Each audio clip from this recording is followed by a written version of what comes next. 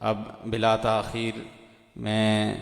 انتہائی ادب و احترام کے ساتھ ملتمس ہوں محترم المقام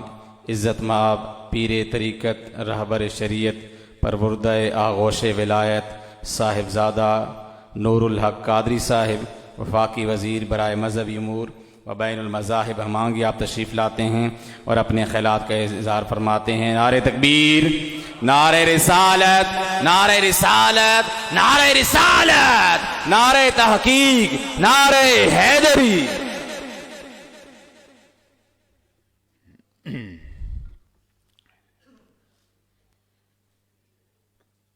نحمده ونصلي ونسلم على رسوله الكريم وعلى آله الطيبين وأصحابه المكرمين، ونشهد أن لا إله إلا الله وحده لا شريك له، ونشهد أن سيدنا ومولانا محمدا عبده ورسوله، أما بعد فأعوذ بالله من الشيطان الرجيم، بسم الله الرحمن الرحيم، اللهم صل وسلم وبارك على سيدنا ومولانا محمد عبدك ورسولك ونبيك وحبيبك الأمي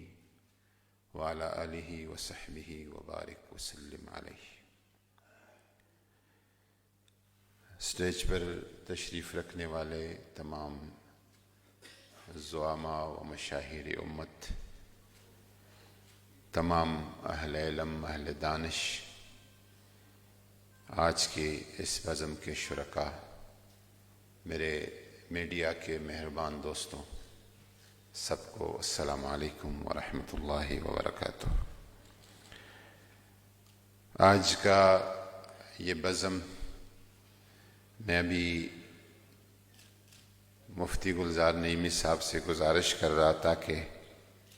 یہ انتہائی ایک روحانی، ایمانی، وجدانی اور روح پرور اجتماع ہوتا ہے، اور ہمارا ایمان ہے کہ اللہ تعالیٰ کی رحمت جو ہے وہ سیدہ کی چادر عفت کے ساتھ، اس کے چھاؤں کے ساتھ چلتی ہے۔ ہم یہاں پہ سیدہ طیبہ طاہرہ ظاہرہ مخدومۃ الخلق سیدۃ الکون قرۃ عین رسول اللہ و بدعۃ حبیب اللہ فاطمۃ الزہرا سلام اللہ علیہا وعلی امہا و ابیہا و بالہا و بنیہا، ان کے ذکر میں ہم یہاں پہ بیٹھے ہیں، اور حقیقت یہ ہے کہ ہم سیدہ کو کچھ نہیں دے سکتے، ہم ان کے در کے سوالی ہیں، اور اپنا جولی ان کے در سے خیر کی التماس کی صورت میں جو کچھ ہم گفتگو کرتے ہیں وہ بھی ان کی مدحت بھی ایک سوال اور مانگنے کا ایک طریقہ ہے جس کی تحت ہم بیٹھے ہیں، اور اس میں کوئی سیدہ کی بارگاہ میں سنی یا شیعہ یا بریلوی یا دیوبندی یا اہل حدیث ہونے کا کوئی فرق نہیں ہے۔ جو بھی نبی کا امتی ہے وہ سیدہ کے در کا سوالی ہے۔ میں ایک سنی گھرانے کا فرد ہوں، اور اہل سنت کے ماحول میں میری پرورش ہے۔ میں نے پچھلے سال بھی ادھر ذکر کیا تھا، اور آج دوبارہ ذکر کرتا ہوں کہ میرے مشائخ کا جو صبح کے معمولات شروع ہوتے ہیں، ان میں سے جب میرے والد صاحب کا، میرے جد امجد کا، ان کے بزرگوں کا فجر کی سنت اور فجر کے فرض کے درمیان جو وقفہ ہوتا ہے،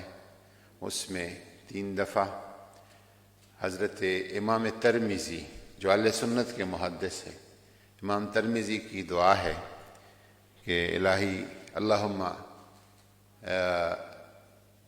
الہی بحرمت الحسن و اخیہ و امہ و ابیہ و جدہ و بنیہ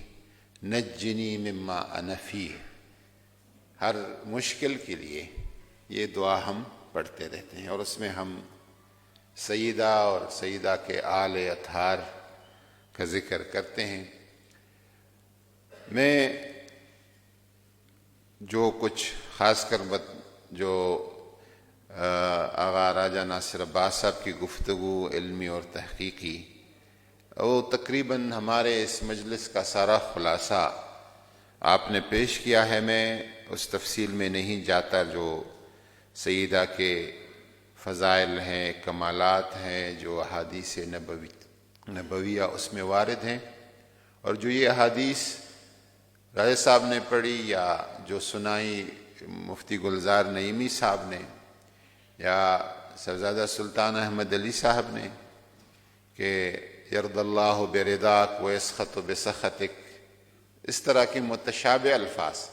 یہ سارے اہل سنت کے جو احادیث کی کتب ہیں اس میں ہیں. یہ غالباً امام مسلم کی حدیث میں ہے، مستدرک حاکم کے اس میں ہے، امام ترمذی کے احادیث میں ہے، ان کے یہ الفاظ ہیں. اس وجہ سے ہمارا حضور نبی کریم صلی اللہ علیہ وسلم کے بنت مکرمہ سیدہ کی جو اللہ تعالیٰ نے شان دیا ہوا ہے، جو مقام دیا ہوا ہے، اس پہ ہمارا ایمان ہے اور اس پہ ہمارا یقین ہے. اور سیدہ طیبہ کی زندگی ایک مشکلات کی اور صبر کی زندگی تھی. صابرہ بھی آپ کے اسماء میں سے قسم ہے. اللہ تبارک و تعالیٰ نے جن لوگوں کو بڑے بڑے کمالات سے نوازا ہے، عربی میں کہتے ہیں کہ العطایا علی متن البلایا، جتنے بھی اللہ عطا کرتا ہے وہ جب آپ بلاؤں کے پشت پر بیٹھتے ہیں تو پھر اللہ تبارک و تعالیٰ عطا کرتا ہے. اور حضور خود فرماتے ہیں کہ ما اوذی نبیا مثل ما اوذیت، کسی نبی کو اللہ نے اتنی اذیت اللہ تعالیٰ کے حکم سے نہیں ہوئی جو مجھے اذیت ہوئی ہے. اور حضور فرماتے ہیں کہ جب فرعون مر رہا تھا، ایک دفعہ حضور نے فرمایا کہ میرے امت کے فرعون جو ہے موسیٰ کے امت کے فرعونوں سے زیادہ سخت اور سنگ دل ہیں. حضور نے فرمایا کہ جب فرعون مر رہا تھا تو فرعون نے کہا کہ آمنت برب موسیٰ و ہارون، میں نے موسیٰ اور ہارون کا جو رب ہے اس پر ایمان لاتا ہوں. مرتے وقت اس نے یہ کہا. لیکن جب ابو جہل مر رہا تھا تو ابو جہل کے آخری کلمات یہ تھے کہ جب میں مر جاؤں تو میرے مونچھوں کو تاؤ دے دو اور محمد کے سامنے رکھو تاکہ وہ میری شکل سے ڈر جائے. میرے امت کے فرعون جو ہے یہ موسیٰ کے فرعون سے زیادہ سختر اور سنگ دل ہیں. اللہ تبارک و تعالیٰ نے ان بزرگان کی قسمت میں صبر اور استقامت اللہ تعالیٰ نے عطا فرمایا ہے. یہاں پہ کافی حوالوں سے سیدہ کی سیرت اور کردار کے حوالے سے گفتگو ہو گئی ہے، لیکن ہمیں ایک چیز کی طرف جانا ہے، اور میں ہر جگہ اس کا اقرار کرتا ہوں کہ بطور مسلمان ہمیں اگر کوئی کہے کہ آپ مجھ سے اگر کوئی کہے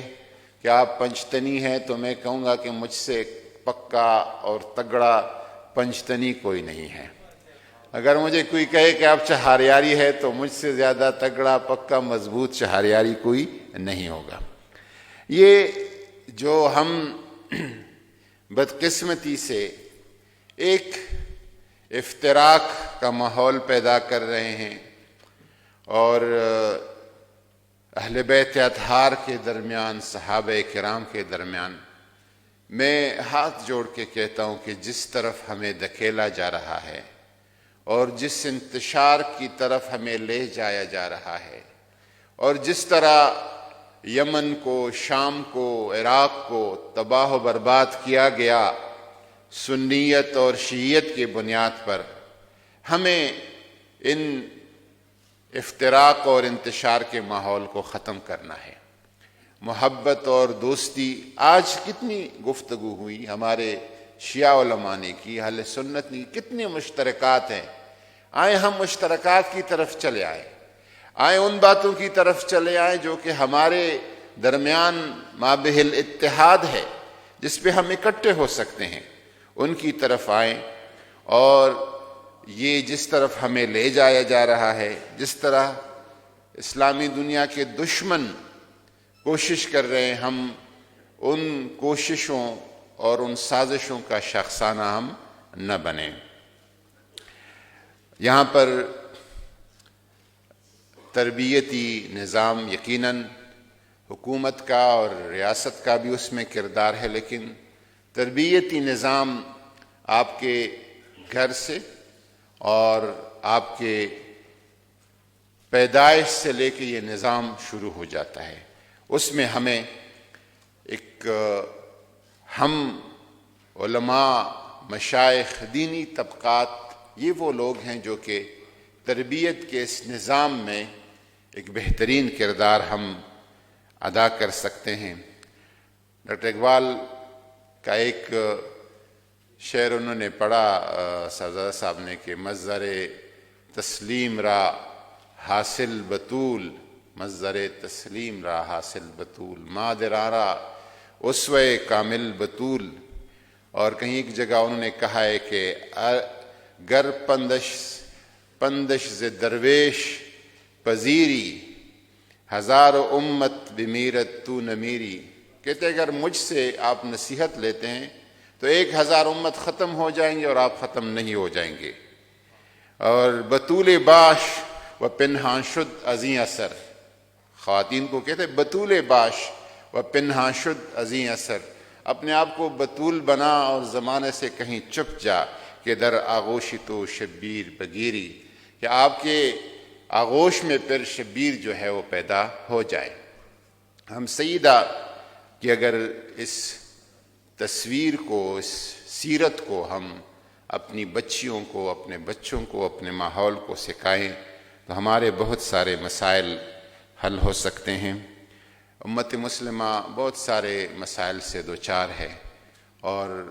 مفتی گلزار نعیمی صاحب نے ذکر کیا بطور خاص جو آئے روز مغرب کی طرف سے ایک یلغار ہے، اور حضور نبی کریم صلی اللہ علیہ وسلم کے ناموس پہ حملہ کر جاتے ہیں، اور جواز کیا پیش کرتے ہیں کہ یہ فریڈم آف ایکسپریشن ہے، فریڈم آف پریس ہے، فریڈم آف سپیچ ہے، اس کا سہارا لے کر تو فریڈم آف ایکسپریشن یا فریڈم آف سپیچ یا فریڈم آف پریس، اس کا مطلب نہیں کہ آپ 1.5 ارب لوگوں، 1.5 ارب مسلمانوں کے دل اور روح کو چھلنی کر دے، زخمی کر دے، اور پھر یہ کہ یہ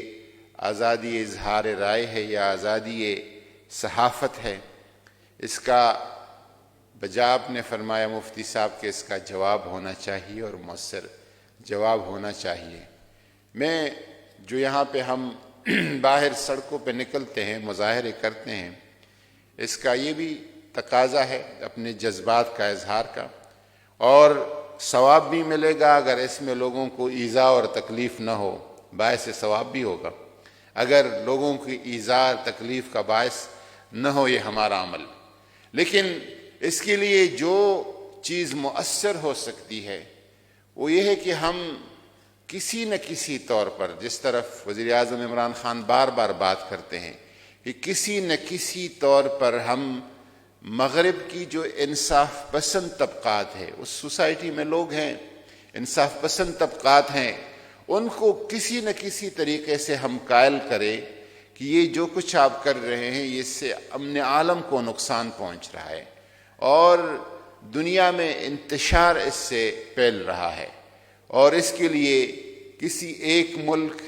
یا کسی ایک سیاسی لیڈر کے کہنے سے بات نہیں بنے گی جب تک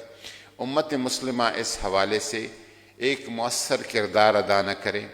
وزیر اعظم عمران خان نے اس حوالے سے بارہا کوششیں کی ہیں اور ان کوششوں کا تسلسل انشاءاللہ تعالی جاری ہے۔ میرا یقین ہے کہ کوئی نہ کوئی اس طرح ایک رستہ ملے گا جس کے ذریعے سے اصولی طور پر، قانونی طور پر، سیاسی طور پر، سفارتی سطح پر ان کو قائل کیا جائے کہ اس طرح کی کوششوں سے ہمارے درمیان انتشار پیدا ہو جاتا ہے، افتراق پیدا ہو جاتا ہے، اور جس پرامن عالم کی ہم خواب دیکھتے ہیں وہ خواب کبھی بھی اس طریقے سے اس کی تعبیر ممکن نہیں ہے۔ ان الفاظ کے ساتھ میں اپنی طرف سے، آپ سب کی طرف سے مفتی صاحب کا اور جماعت اہل حرم کا شکریہ ادا کرتا ہوں۔ وما علینا الا البلاغ۔